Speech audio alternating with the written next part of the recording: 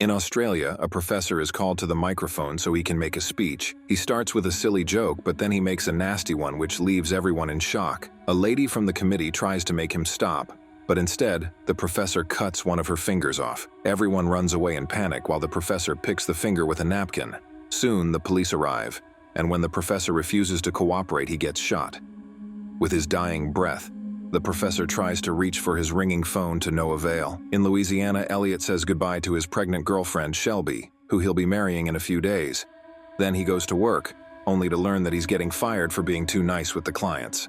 These are terrible news not only because of the incoming wedding and baby, but also because Elliot needs his insurance to take care of his mentally challenged brother. Afterward, Elliot goes to check on his brother Michael, who is very scared to hear the news. Without insurance paying for outpatient care, Michael will be sent back to a mental institution, which he doesn't want because of how they treat him there. Next, Elliot goes to visit his abusive father Samson to ask for help, only to discover that Samson has lost all his retirement funds and will now have to move in with his son that night. Michael asks Elliot to drive him to the store so he can get his medicine. During the trip, Michael points out how weird it was that their father only became mean later, after he magically started to make more money. After dropping Michael, Elliot stops at the traffic lights and gets annoyed by a fly circling around his face. The traffic lights are strangely still on red when suddenly Elliot gets a call from an unknown number with a ringtone he didn't choose.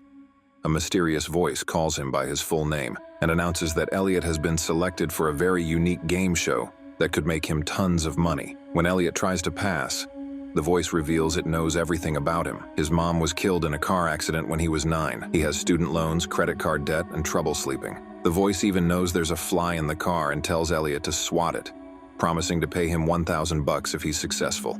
Elliot, annoyed by a buzzing fly in his car, swats it dead. Moments later, a message arrives. The exact amount Shelby owes on her credit card, $3,622, has been deposited into his account. Disturbed, he steps out to check if anyone is watching, but the street is empty. The mysterious voice calls again, telling him his next challenge is to swallow the fly. When the call ends, the light finally turns green. At home, Elliot confirms the money online, then eats the fly. Instantly, another deposit appears. The voice calls back. In just 36 hours, Elliot could win $6 million if he completes 11 more challenges. But there are rules. He must not tell anyone, seek out the organizers, or interfere with the game. Failure means losing everything. To accept, Elliot hides in the bathroom from Shelby and presses one, even singing a bizarre tune, "I Will Dance with the Golden Toad," to finalize his registration. The next day, while at the park with Shelby's family, Elliot can't stop thinking about the game. His phone rings. He must make a child cry within 5 minutes for $5,000. Spotting a girl, he tells her that her parents plan to leave her at an orphanage. She resists believing him until he points to her parents, whispering, "That's what they're discussing." The girl bursts into tears and runs off. Another deposit instantly arrives. As her furious parents chase after him, Elliot hurries away with Shelby. Later at church, Shelby struggles to help Samson, a bitter and racist man in a wheelchair. Meanwhile, Elliot's next task arrives: burn a nativity scene handcrafted by blind children. Taking advantage of Shelby's distraction, he sneaks the display outside and sets it on fire, only to lose control as flames spread to the church itself. He frantically tries an extinguisher, then pulls the alarm and rushes Shelby and Samson out. Another call comes. When ready, he must follow the homeless man across the street. Elliot ditches Shelby and obeys. At the police station, the girl's parents file a report. At the same time, the homeless man complains that someone offered him an ostrich and $1,000 for his clothes and cart, then stole them. Both descriptions match, and Detective Chilcote takes interest, especially when he hears of the church fire. When an officer wheels in the stolen ostrich, Chilcote knows he's onto something. Meanwhile, Elliot, now dressed as the homeless man, faces Challenge 6. Take the guy from 6B out for coffee before 4 p.m. He finds the tenant dead in the tub, but the voice insists it still counts. Desperate, Elliot douses the body in air freshener, props it in the cart, and wheels it to a diner. With a hat covering the corpse's face, he orders coffee, but the waitress is slow. Time is running out. A group of cops sit behind him, further raising the stakes. When they get served first, Elliot boldly steals a cup from their table and places it before his companion just in time. The deposit comes through, but the officers are furious. Thinking fast, Elliot throws money down and loudly accuses them of spiking their coffee with alcohol. Embarrassed, the cops back off, giving him an escape. The voice, impressed, counts this as both challenge 6 and 7, but it warns Elliot that Michael's file, the insurance sponsor, has been flagged, meaning the game's support is thinning. Soon after, Elliot boards a silent bus driven by a masked figure. Back at the diner, police discover Elliot's accidental clue, a card from his wallet. Detective Chilcote also learns of a man named Vogler claiming to be a reporter. When Chilcote confronts him, Vogler insists the police are compromised and tells him to kill Elliot before vanishing. Searching Vogler's trailer, Chilcote finds files hinting that the deadly game spans the entire country, marked by a strange symbol. Late at night, the bus drops Elliot at a motel and he goes to room 8, where he finds the organization logo on the keychain. Inside the room, there's a nurse and a guy called John who recognizes him. It turns out they went to school together and John used to harass Elliot all the time. As the nurse takes out a saw, Elliot gets a call telling him to cut John's arm off. Elliot refuses to do it, but when he asks John, the guy agrees to do it. This means he's getting paid for this. Elliot gets ready to do it, but the nurse only gives John a local anesthetic, so Elliot gets afraid of doing this with John awake. Desperate to win, John starts insulting Elliot and reminding him of all the things he did to him and his brother in school, including pissing on Michael's face. Eventually, Elliot snaps and cuts the arm off in just one move, while John yells in pain and blood is splattered everywhere. Afterward, Elliot puts John in his car and takes him to the hospital, giving the arm in a bag to a nurse before leaving. On his way out, he sees John's brother and remembers he used to harass him too. So he grabs a chair and hits him with it twice until it breaks. Then he gets a message confirming that last act is challenge 9. In the meantime, the police are searching Elliot's home to get a clue about his next destination. A few hours later, Elliot makes it to the practice dinner for his wedding. He says hello to everyone but quickly moves to a corner, anxiously waiting for the next call. The voice finally comes in and says, "Challenge 10 will be for $500,000. When it's Elliot's turn to give a toast, he must destroy the room while singing the honorable communist anthem. Everything breakable must be broken, and flowers must be urinated on." Also, the song lyrics are in his back pocket. When the time comes for the speech, the police arrive looking for Michael, accusing him of public nudity. Shelby's mother makes all the guests leave to another room while Elliot worries over his brother. Knowing this incident will send him to an awful institution, to distract the cops, Elliot decides to proceed with the challenge, and he starts breaking glasses while singing the song. Michael uses the chance to run away, and Elliot grabs a microphone stand to start destroying everything in the room, also throwing cupcakes at the cops. When the officers try to stop him, Elliot threatens to self-delete to keep them at bay and proceeds to pee on the flowers. Then Elliot runs out of the building, putting up a chair to block the door.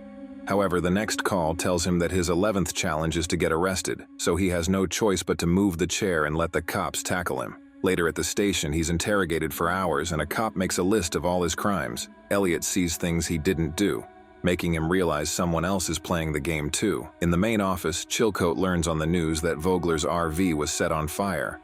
Chilcote wants some time with Elliot, but his superior denies it. When Elliot is finally left alone, he breaks the bottom of the chair and waits for a cop to come in, using the chair piece to threaten him into giving him a gun. Then he uses the cop as a shield and demands to get his phone back. Elliot escapes into another room, locking the door as his phone rings again. The voice confirms there's another player competing, and if that man finishes the 13 challenges first, Elliot gets nothing but jail. While distracted, the injured cop lunges for his gun, but Elliot accidentally fires, shooting him in the foot. As police batter the door, Elliot smashes a window with a chair and leaps onto a dumpster. His phone slips away, but with Chilcote aiming at him from above and more officers swarming in, Elliot flees. On the street, he snatches a stranger's phone, demanding the organizers call him, but nothing happens. Growing paranoid, he harasses a passing woman, convinced she's part of the game, and even follows her home. Hours later, guilt makes him apologize, only for her to suddenly drop the act. Calmly, she asks him to fix her clothesline. When he does, a message arrives. Challenge 12 completed, $1 million earned. Elliot then realizes the rope stretches across the street, ready to decapitate a group of bikers approaching fast. He yanks it down in time, sparing them, but another player raises a hidden wire. The bikers return, ride into it, and are slaughtered. Shaken, Elliot weeps as he answers a dead man's ringing phone. The voice praises him and reads questions from a watching audience, but Elliot hurls the phone away, swearing off the game. Meanwhile, Chilcote corners Vogler at a bar. Under pressure, Vogler reveals his wife once played and died after eating their dog. He has studied the game ever since, tying countless historical tragedies to it, even Kennedy's assassination. The 13th and final challenge, he says grimly, is always the same: kill a family member. Back on the road, Elliot hears the familiar ringtone in a crowd and chases a runner into an amusement park. The rival player tries to run him down with an ice cream truck, but Elliot narrowly escapes and gives chase in a stolen car. Inside the glove box, another phone awaits, warning him not to interfere with other players. Elliot hurls it out the window. The truck finally stops at his father's old house. Inside, Elliot finds Samson eating dinner. Then Michael emerges from the bathroom. Horrified, Elliot realizes his brother is the rival player. Michael, weapon in hand, plans to kill Samson in revenge for their abusive childhood. Elliot pleads with him, but Samson delivers a shocking confession. He once played the game too, murdering his wife to win. Furious, Elliot takes out the cop's gun and tells Michael to wait in the other room. When he gets ready to shoot, Samson tells him he doesn't want his son to fall for the game like he did, and suddenly uses a knife to self-delete, keeping Elliot from winning. Now Michael is scared because he thinks Elliot will kill him instead. So he reaches for his bag, claiming he only wants his medicine. Assuming the worst, Elliot panics and shoots Michael first. Immediately regretting it, he rushes to his brother's side, and Michael admits he only wants to win at something for a change before stabbing Elliot. Elliot immediately pulls away, but Michael reaches out to repeatedly stab him again, as his bullet wound keeps on bleeding until he dies. His phone plays a jingle and announces he lost all the money he made before declaring that Elliot is the winner. In the meantime, Chilcote opens his truck with a keychain that has the game logo, meaning he works for them. He's killed Vogler for knowing too much and is now burning all his research. Afterward, he gets into Samson's room with the intention of burning the bodies there too, only to be found by Elliot. Chilcote explains that Elliot has nothing to worry about because his job is to cover up all the game crimes and get rid of the evidence. But Elliot is too eager for revenge and shoots Chilcote on the spot. This disqualifies Elliot, and he instantly loses the $6 million. Moments later, Elliot calls Shelby to make sure she's all right. Shelby says someone called her and asked her to eat a fly, but she didn't do it, so Elliot sighs in relief. And to feel relief yourself, I recommend you click my nice and fresh recaps on the right next. Don't forget to subscribe along the way and grab your popcorn, enjoy yourself, and see you soon, my friend.